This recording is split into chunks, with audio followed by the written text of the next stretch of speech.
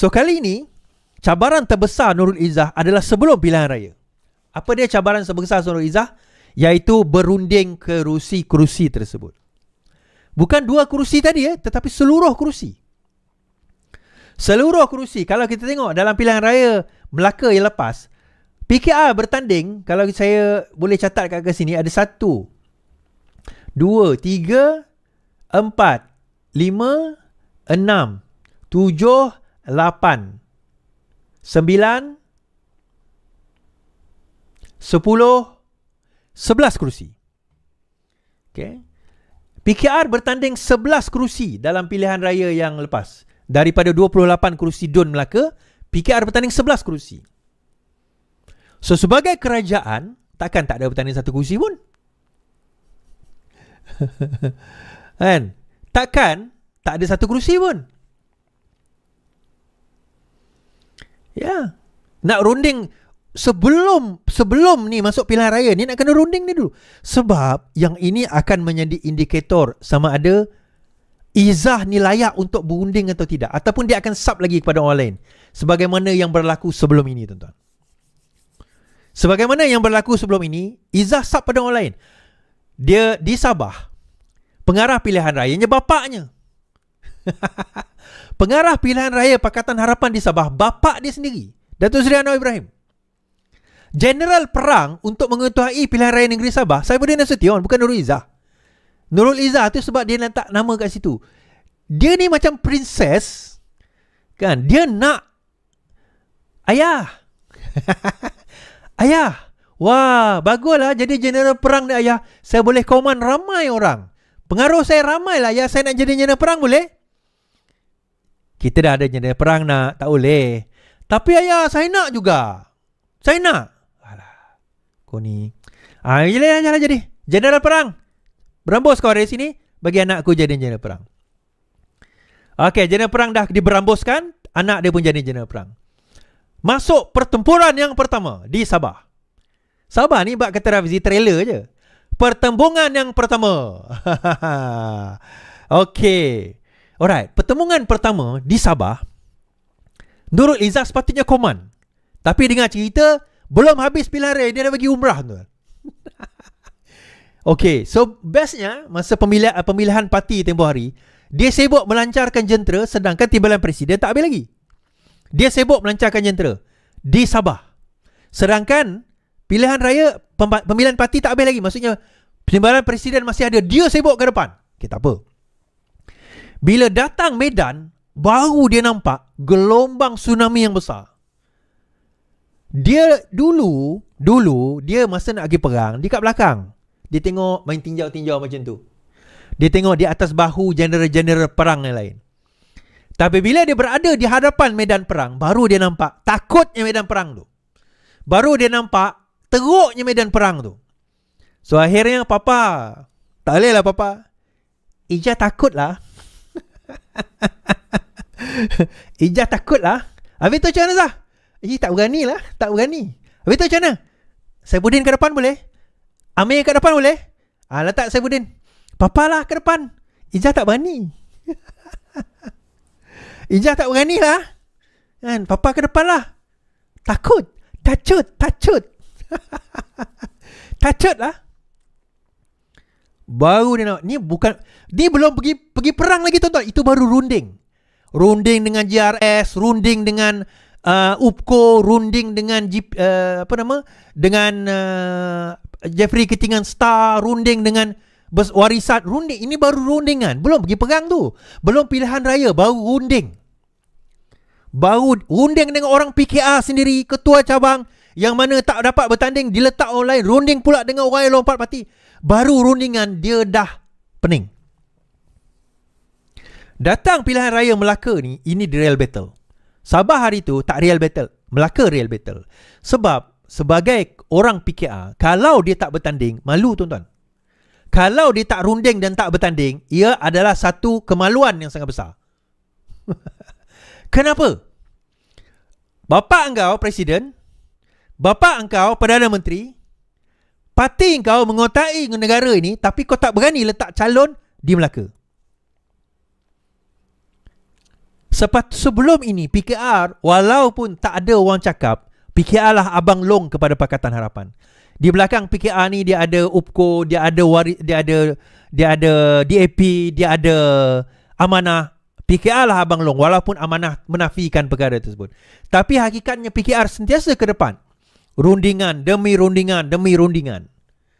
Tapi sekarang ini apa yang berlaku, tuan-tuan? Siapa nak pergi berunding ni?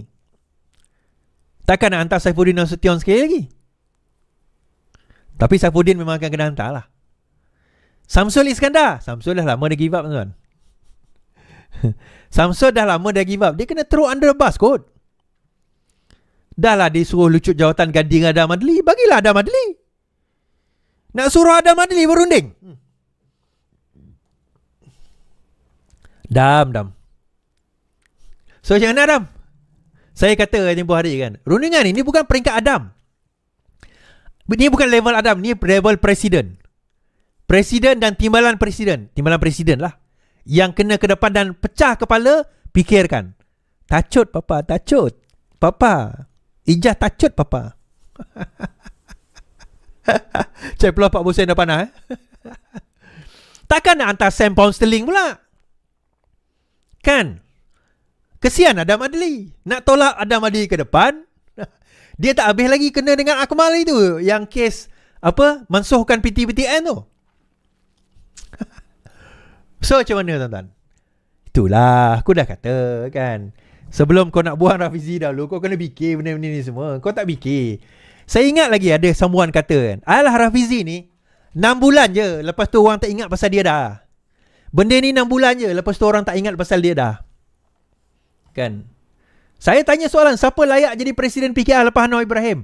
74% daripada 1070 vote mengatakan Amir berbanding dengan Nurul Izzah. Hanya 26% saja mengatakan Nurul Izzah layak. 74% kata Amir layak. Walaupun dua-duanya pada anggapan kita tak layak, tetapi lebih layak Amir berbanding dengan dia. Saya setuju sebenarnya. Ini to be honest lah, ini tolak tepi lah. Kita suka tak suka Amir, kita suka tak suka Izzah, kita letak dua-duanya secara profesional, kita nilai secara profesional. Bagi saya secara profesionalnya Amir lebih layak. Amir seorang yang menteri besar, of course. Dia pernah mengetuai pilihan raya negeri Selangor, of course. Pengalaman perang dia banyak, of course. Rundingan, ini saya kena bagi kudos kepada Amir lah. Rundingan Amir sangat bagus. Amir bab merunding, dia bawah sikit daripada Saifuddin. Dia tak boleh lawan Rafizi lah. Bukan saya nak puji Rafizi tu, sebab saya pernah tengok dia orang berunding. Saya pernah tengok Amir berunding, saya pernah tengok Saifuddin berunding, saya pernah tengok Rafizi berunding. Dia bagi saya, kalau ikut ranking, Rafizi nombor 1, nombor 2 Saifuddin, nombor 3 Amir. Amir dengan Saifuddin ni dia hampir. Izzah, saya lebih pandai berunding daripada Izzah. Dia sebab dia binti Anwar Ibrahim je, so dia boleh bawa nama tu. Tapi lain daripada tu dia tak ada. Sorry Izzah, bukan abang nak marah ni, tapi abang beritahu benda yang hakikat. Kita kawan-kawan tau, jangan kecil hati. Ni politik. Kalau politik tak tahan maki, ni bukan politik nama dia, kan? Kamu hantarlah ceplos macam mana maki aku pun, aku tak terasa hati pun. Aku maafkan je ceplos tu. Sebab satu hari nanti dia akan minta maaf dengan aku juga, Zah, jangan risau. Tapi aku tak maki kau, cuma aku beritahu hakikat sebenar. Ini aku tak perlu minta maaf sebab ini hakikat. Kita kena kata black is black, white is white lah. Hitam tu hitam, putih itu putih. Aku tak mengampu. Saya bukan orang yang mengampu, tuan-tuan. Saya ada cabang dulu Petrajaya kan. Cabang Petrajaya saya. Masa itu ada seorang wanita yang jadi ketua cabang sekarang ini. Dia kata dia nak bertanding. Dia beritahu dengan kawan saya, dia kata, aku nak bertanding ketua cabang. Saya beritahu, saya kata tak layak. Kamu tak layak lagi, not yet.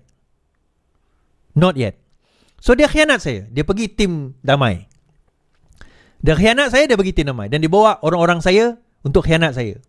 Macam mana dia khianat, saya malah nak cerita kat sini, tapi dia khianat saya.